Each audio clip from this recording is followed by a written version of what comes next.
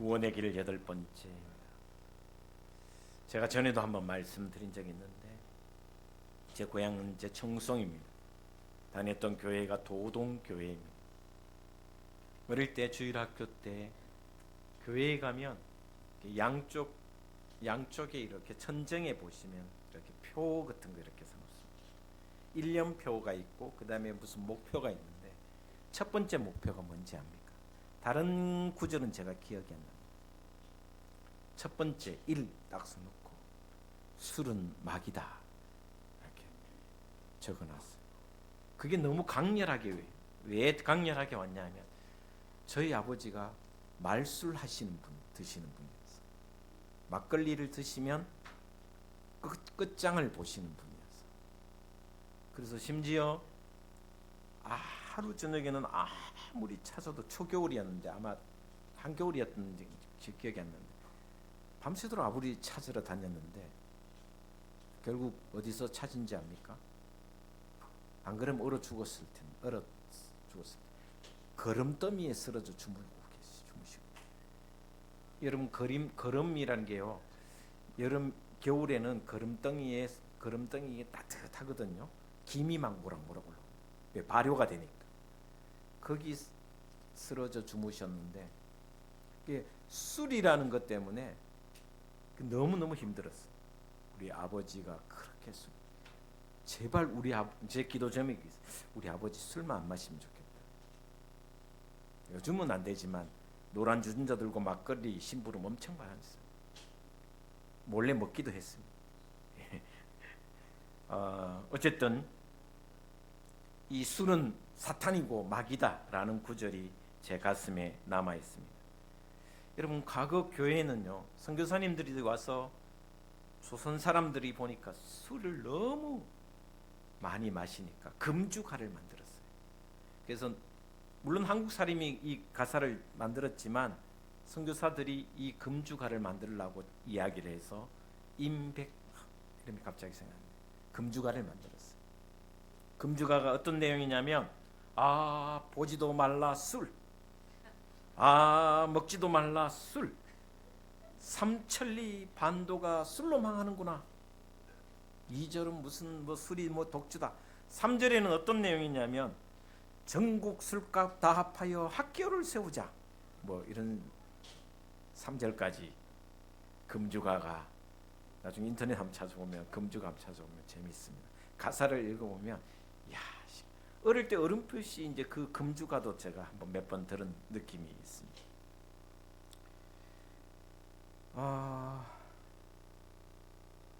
과거 교회는 어쨌든 이 술 담배에 대해서 너무 엄격하게 말했습니다. 그리스도인이면 술과 담배를 하지 않는 것으로 보았습니다.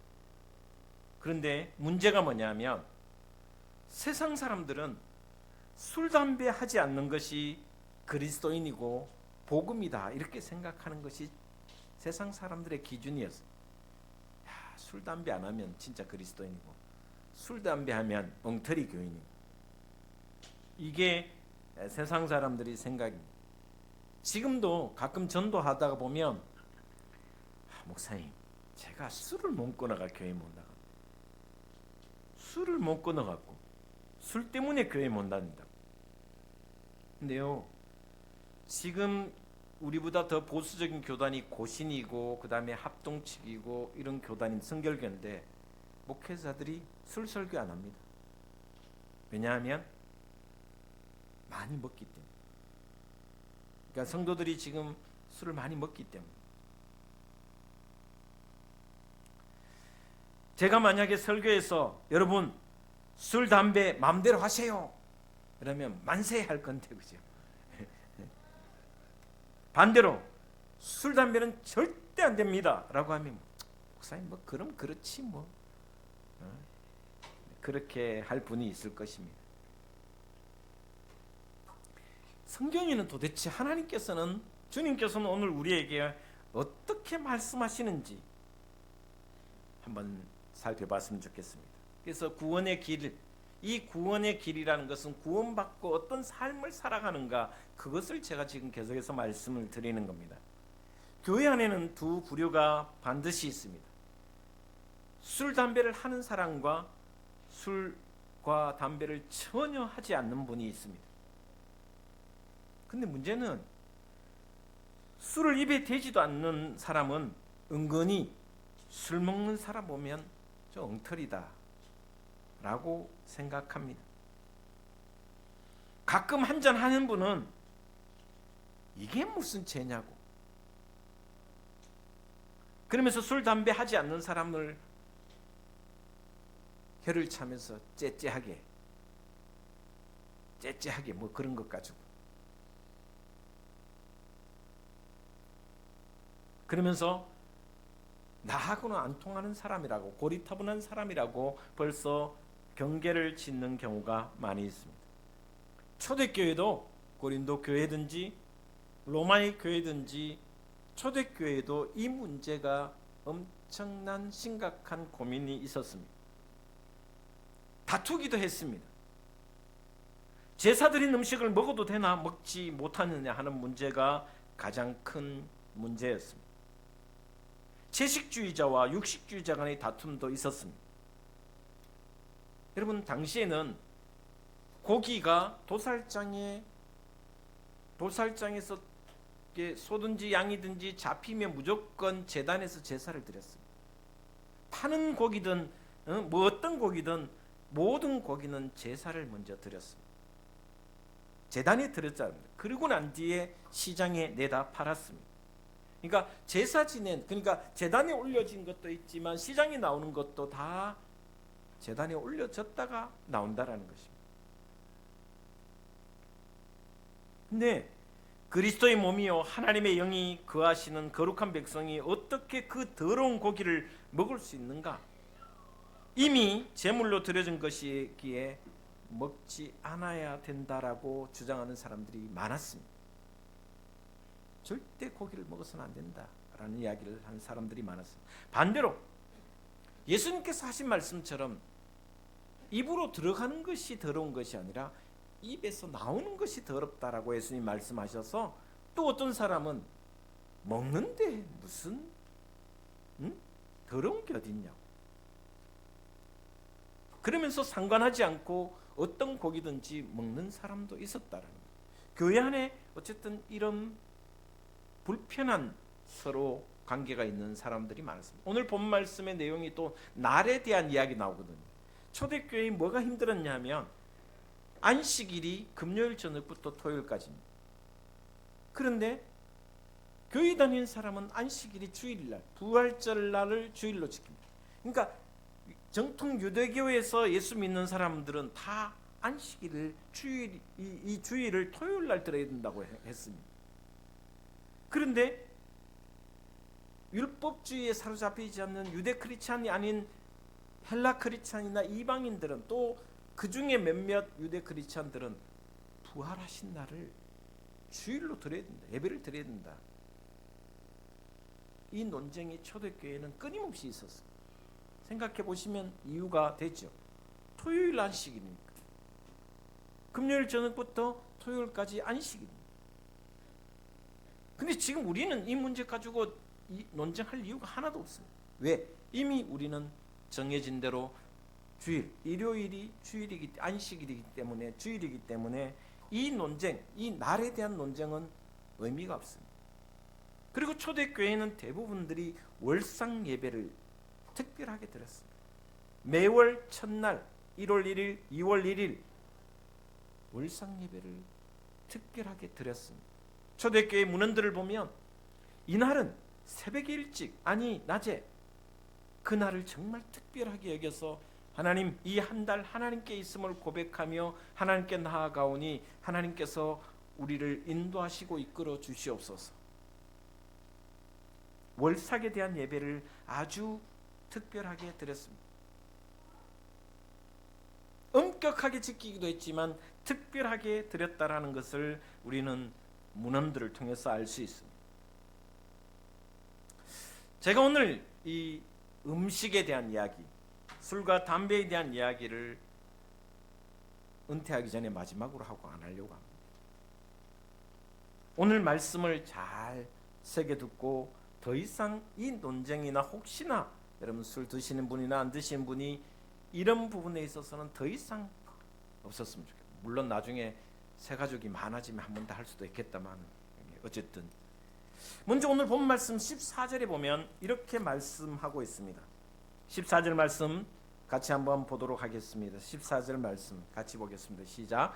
내가 주 예수 안에서 알고 확신하노니 무엇이든지 스스로 속된 것이 없으되 다만 속되게 여기는 그 사람에게는 속되니라. 이게 무슨 말이냐면 어떤 것이든지 술이든지 담배든지 스스로 속된 것은 없다라는 것입니다. 정결하다는 말씀입니다. 20절 말씀에 이렇게 기록하고 있습니다. 20절 말씀 한번 볼까요? 20절 같이 보겠습니다. 시작. 음식으로 말미암아 하나님의 사업을 무너지게 하지 말라. 만물이 다 깨끗하되 거리낌으로 먹는 사람에게는 악한 것이라. 무슨 말이냐면 스스로 악한 것은 없다. 술, 담배가 악하지 않다. 만물은 하나님께서 정결하게 깨끗하게 지으셨다라는 것을 이야기하고 있습니다. 하나님이 지으신 모든 만물, 우주 만물은 깨끗하게 지었다, 만드셨다라는 것입니다. 그럼 실제적으로 술이라는 것이 삶의 작은 수단이 될 때에는 유익할 때도 많이 있습니다. 바울이 디모데가 위장이 많이 약했습니다. 그럴 때 바울이 뭐라 그랬냐면 술을 조금씩 마시라 그랬어요. 왜? 너의 몸에 유익하기 때문에. 그러나 술의 문제가 뭐냐면 타락과 방탕의 수단이 되면 이 술은 무서운 것이 됩니다. 술독에 빠진다거나 방탕하거나 쾌락을 위해서 그것을 추구하게 되면 결국은 무서운 것이 됩니다. 여러분 생각해 보면 밥도 마찬가지죠. 밥, 여러분 매일 먹는 밥을 생각해 보면 밥도 적당히 먹어야 됩니다. 그 수준에서 넘어가면 과식이 되어 살이 막 찌고 질병이 생기고 그리고 그 질병 때문에 아픔이 생깁니다. 다시 말하면 밥도 과용하게 되면 과식하거나 많이 먹게 되면 탄산 음료수 마찬가지잖아요. 고기 먹고 난 뒤에 시원한 상쾌함을 주기 위해서 조금 마시면 되는데 과다하게 마시면 결국은 그것이 몸을 해롭게 하고 해치게 됩니다. 만물이 깨끗하되 거리낌으로 먹는 사람에게 악하다라는 말씀. 거리낌으로 먹는다라는 게 무슨 말일까?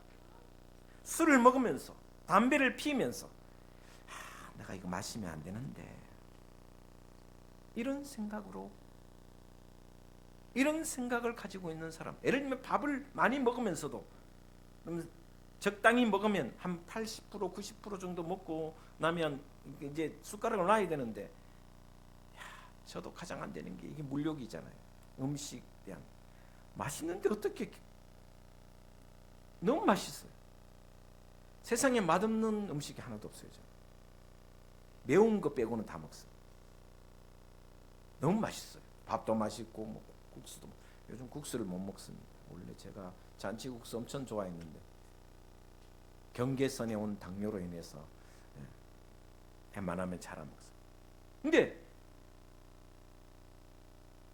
이거 먹으면서 술을 마시면서 담배를 피면서 마시면 안 되는데 밥도 너무 많이 먹으면 안 되는데 이래 하면서 먹는 것은 악하다라는 것입니다. 죄라는 것입니다. 23절에 이렇게 성경은 또 기록하고 있습니다. 23절에 이렇게 기록하고 있습니다. 같이 보겠습니다.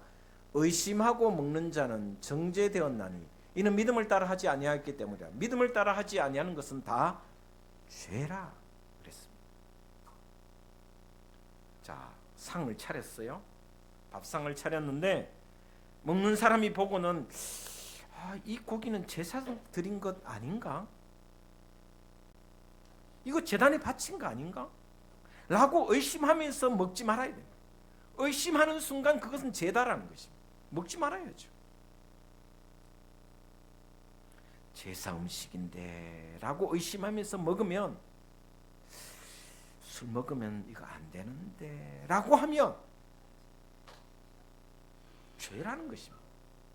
그 마음 자체가 죄라는 것입니다.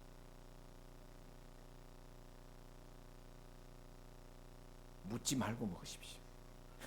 따지지도 말고 먹으십시오. 음식은, 두 번째 생각해봐야, 음식은 우리를 하나님 앞에 세우지 못합니다. 무슨 말이냐면, 술을 먹는다고, 담배를 피운다고, 담배를 안 피우는 사람은 하나님 앞에 공덕이 더 크니까 하나님 기뻐하시고, 술을 먹는 사람은 예수 저거는 엉터리라고 하면서 하나님 앞에, 그 술과 담배가 우리를 하나님 앞에 세우는 것이 아니다라는 것입니다. 고린도전서 8장 8절에 이런 말씀이 있습니다. 제가 한번 읽어드리겠습니다. 봉독하겠습니다. 8장 8절에 음식은 우리를 하나님 앞에 내세우지 못하나니, 우리가 먹지 않는다고 해서 더 못 사는 것도 아니고 먹는다고 해서 더 잘 사는 것도 아니니라. 이 무슨 말이냐? 하나님 앞에 음식은 구원과는 상관없다라는 것을. 술 한 잔 하지 않는다고 부족하지 않고, 술 한 잔 한다고 해서 낙원의 삶이 아니다라는 것입니다. 술 담배 안 한다고 해서 이것이 하나님 앞에 덕이 된다? 아닙니다. 그것으로 하나님 앞에 세울 수 없다는 말씀입니다. 하나님 앞에 가서 나중에 여러분이 주님 오시는 그날에, 아니면 죽어서 하나님 나라 가서 하나님 앞에 딱 섰을 때, 하나님, 제가 예수 믿는 그날부터 술 담배 끊었고요, 그게 공덕이 될 수 없다라는 것입니다.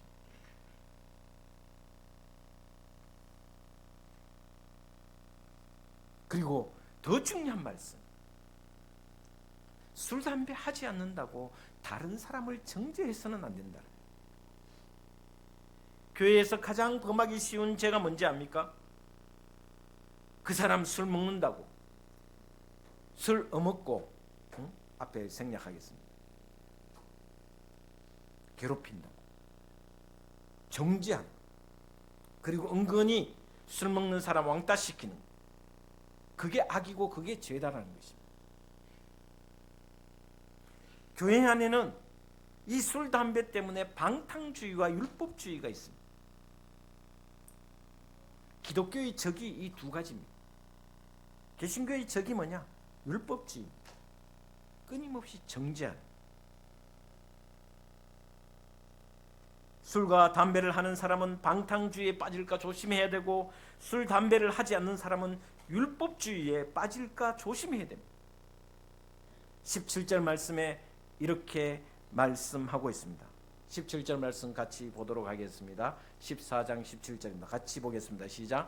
하나님의 나라는 먹는 것과 마시는 것이 아니요 오직 성령 안에 있는 의와 평강과 희락이라. 할렐루야. 오직 성령 안에서 의와 평강과 희락이지, 먹는 것과 마시는 것이 하나님 나라 아니라는 것입니다. 여러분, 예수 믿고 그리스도인이 되는 것이 겨우 술, 담배 하지 않는 것이다. 너무 저평가된 그리스도인입니다. 믿음으로 사는 놀라운 은혜는 성령 안에서 의와 평강과 희락이라는 것입니다. 세 번째, 그러므로 3절 말씀에, 14장 3절에 성경은 이렇게 이야기하고 있습니다. 여러분 성경 갖고 계신 분은 3절을 같이 한번 보도록 하겠습니다. 시작. 먹는 자는 먹지 않는 자를 업신여기지 말고 먹지 않는 자는 먹는 자를 비판하지 말라. 이는 하나님이 그를 받으셨습니다.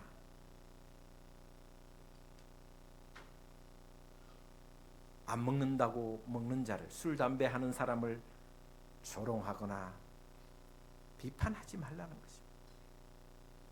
하는 사람은 술 담배를 하는 사람은 하지 않는다고 또한 멸시하지 말라라는 것입니다.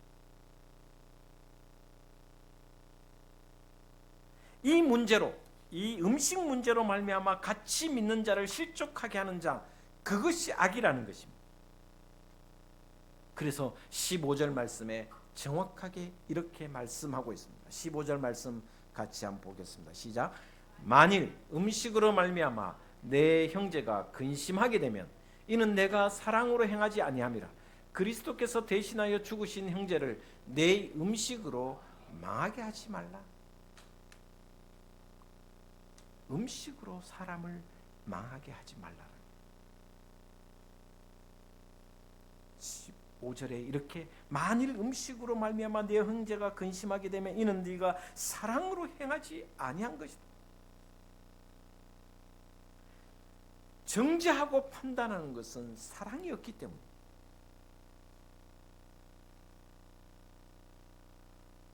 사랑이 없다라는 것은 그리스도인을 할 수 없습니다. 믿음, 소망, 사랑, 그 중에 제일은 사랑이라 그랬는데 사랑이 없는 정죄는 악이다, 죄다. 제가 다음 주에 고린도전서 설교하겠지만 사랑이 없으면 아무것도 아니다. 믿음도 좋고 소망도 좋지만 그 중에 제일은 사랑이라고 말씀합니다. 그러면서 20절 말씀에 한 번 더 자세히 보면 이렇게 이야기하고 있습니다. 20절 말씀에 같이 보겠습니다. 시작. 음식으로 말미암아 하나님의 사업을 무너지게 하지 말라.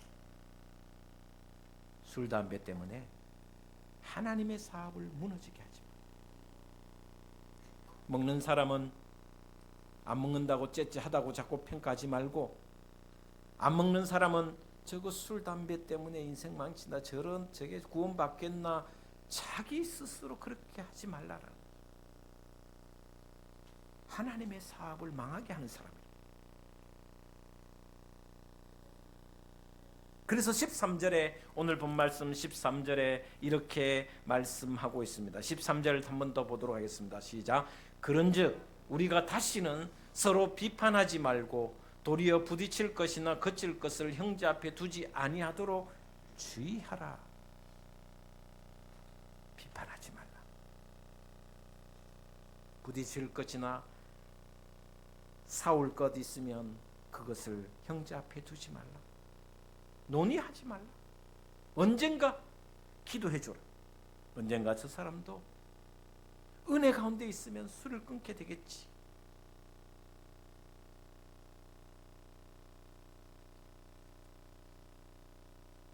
네 번째, 우리 그리스도인은 한번 따라하겠습니다. 사나 죽으나 주를 위해서 행하라. 예, 우리의 삶이 뭡니까? 사나 죽으나 주님을 위해서 사는 것입니다.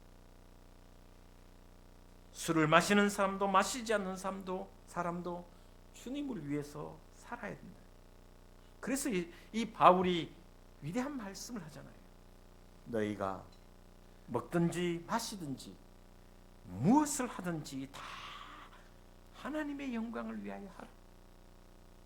뭘 하든지 이것이 하나님의 영광인지, 내가 이 말을 하고 저 사람을 판단하고 저 사람을 이야기하면 이것이 하나님의 영광을 이루는지, 내가 이 음식을 먹으면, 내가 술을 먹으면 마시면 이것이 하나님의 영광을 위한 일인지,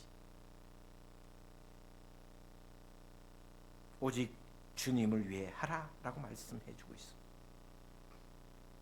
여러분, 식물로, 음식으로 하나님 앞에 세울 수 있는 사람은 그 누구도 없습니다.